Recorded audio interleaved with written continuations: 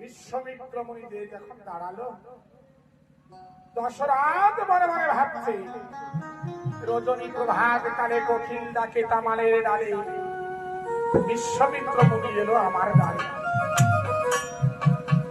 দশরথ মুনির চরণে প্রণাম দিয়ে বলেছে, ভগমুনি আজ বড় সৌভাগ্যের ফলে চরণ ধুলি দিলে আমার বাড়িতে।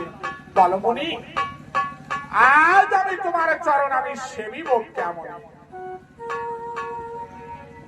মুনি ঠাকুর বলেছে, ও দশরথ, আমি এখন সেবার জন্য আসি।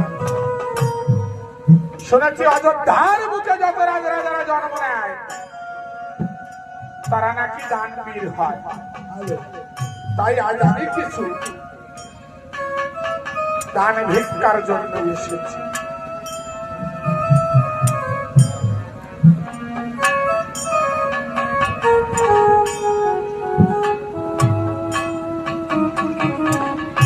আমি কিছু দান ভিক্ষার জন্য এসেছি। দশরথ বলেছে, মুনি তুমি একবার বলো, আজ তুমি কি দান ভিক্ষার জন্য আমার কাছে এসেছো? বলেন, দশরথ এভাবে বলা যাবে না। আমি তো দান ভিক্ষার জন্য এসেছি তোমার কাছে, কিন্তু সত্য করালবদ্ধ হতে হবে।